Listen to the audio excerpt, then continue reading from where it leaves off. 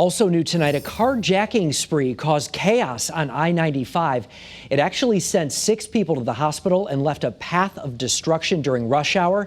Channel 3's New Haven Bureau Chief Matt McFarland is live right now with the details and a closer look at the damage here. Matt? Well, Mark, this happened roughly about 24 hours ago and involved not one, but 2 carjackings, a stolen 18-wheeler, and a suspect whom police say was likely high on PCP. Cars zipped by on I-95 in New Haven, a far cry from last night when a carjacking and crash brought southbound traffic to a standstill.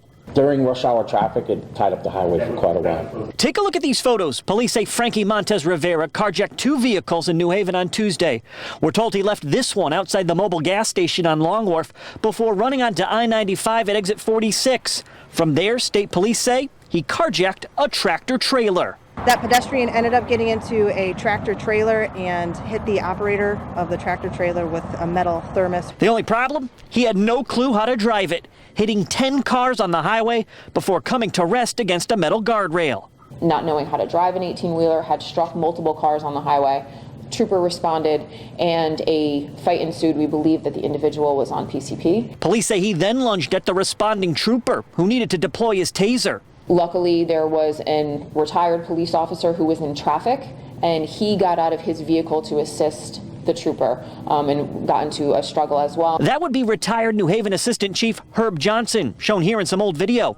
He's now an inspector with the state's attorney's office. We're told Johnson got out of his car to help. That's when police say Montez Rivera began fighting both Johnson and the trooper, even breaking Johnson's holster during the struggle and trying to get his gun before being placed under arrest. I don't know if he had the gun in his hand or if he was just still in the holster of the inspector and his hand was on it, but the inspector was able to get the suspect's hands and away from his firearm. Now Montez Rivera is being held on a $100,000 bond. He's facing a number of charges, including robbery by carjacking, assault of a public safety officer, and assault with a motor vehicle. Those are just the charges by the state police on I-95. New Haven's chief says they'll be coming up with their own warrant for the charges in connection to the carjackings in New Haven. We're live with the mobile newsroom. Matt McFarland, Channel 3 Eyewitness News.